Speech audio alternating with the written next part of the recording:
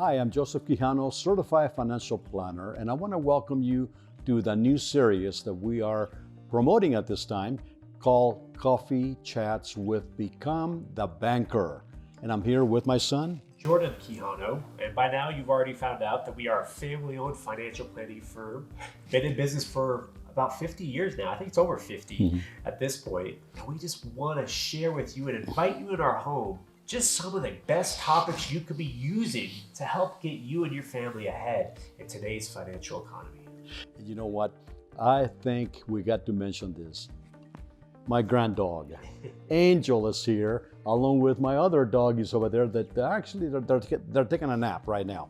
But anyway, we're going to be talking to you about a topic that is so dear to my heart, and that is financial spring cleaning. And Jordan, this is the season that people actually clean their homes. They get rid of items that they may not need. They get rid of junk. It's called spring cleaning, and we need to do the same thing with our finances. We all have those boxes that we've been carrying on from house to house and moved that are still sitting around. So it's time to get rid of those boxes, but in the financial sense, because we still have accounts from previous employers that we probably have nothing or not know what to do with it at this point. And this is what today's topic is about. That's right. And we're going to be covering 3 items, okay, today on this segment. And that is number 1, goal setting. Number 2 is going to be budgeting, which is so important. And number 3 is going to be paying off debt. And getting your debts in order. Right. So I'm going to begin with goal setting, Jordan, because I believe that goal setting is really, really important.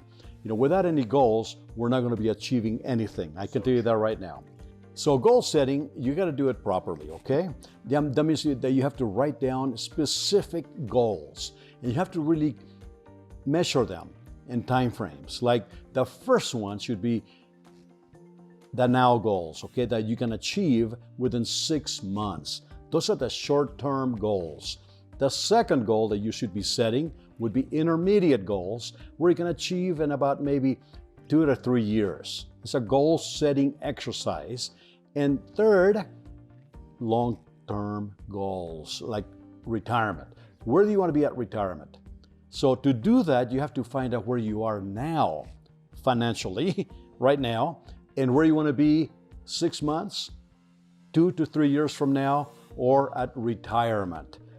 So it's an exercise that you need to do, like a soul-searching exercise, to sit down, okay?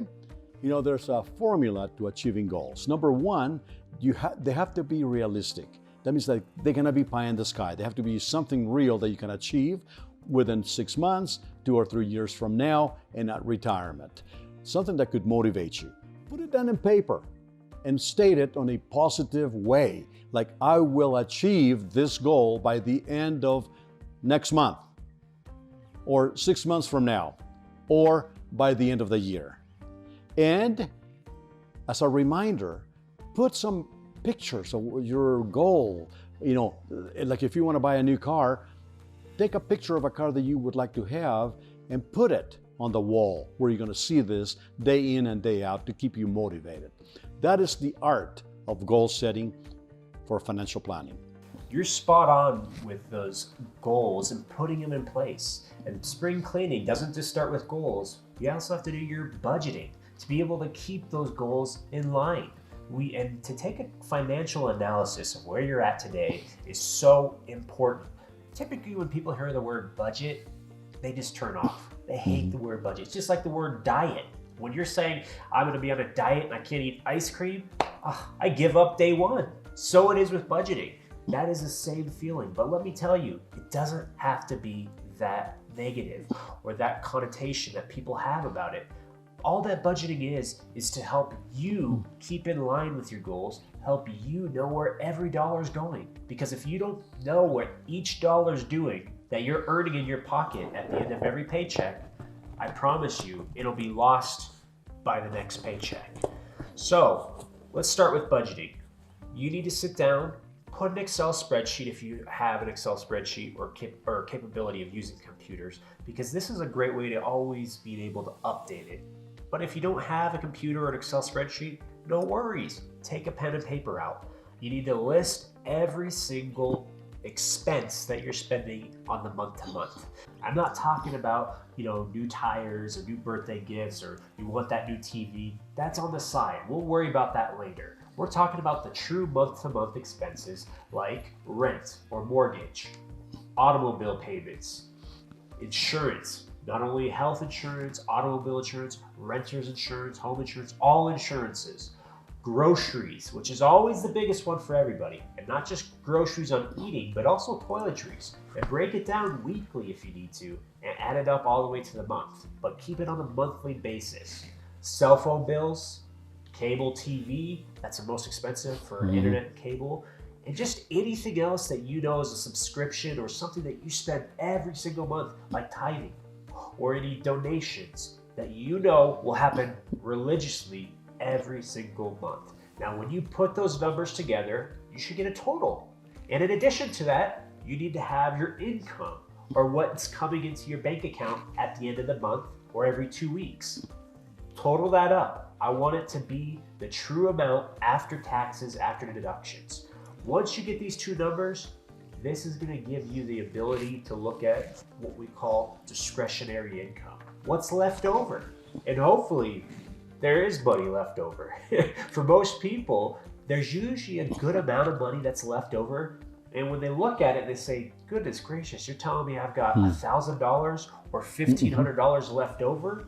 Where is it going? That's the point of the exercise.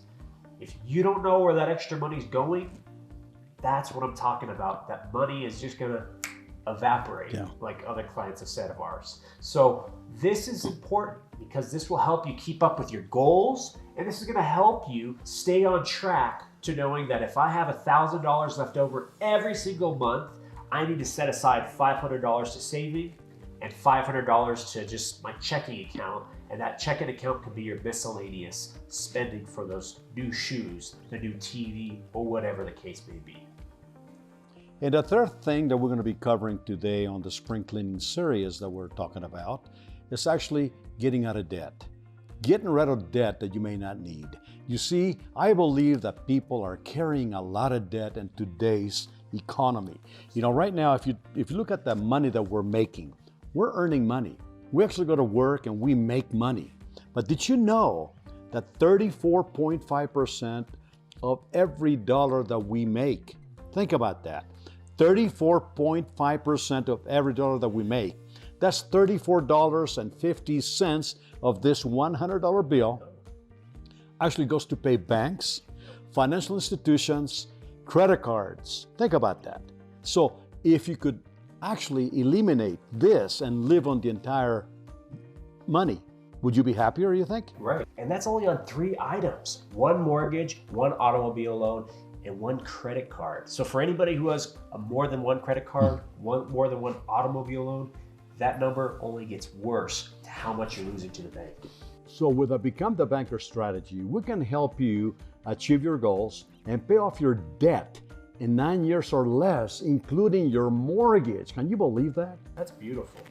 And this is why this is so important to start it now. This is spring cleaning time. It's time to get your finances in order. So we're going to be closing this episode out, and for next week, we'll be talking about how you can not only do just legacy planning, but also how to clean up your retirement accounts, your investment accounts, all products that have to do with your future. So please like, subscribe, put that notification bell on so that when we put that next video out, you're going to be the first to hear about it, and you can take action now about your finances. I'm Jordan Quijano. And I'm Joseph Quijano, and I want to thank you personally for allowing us to be into your home and sharing this important information with you.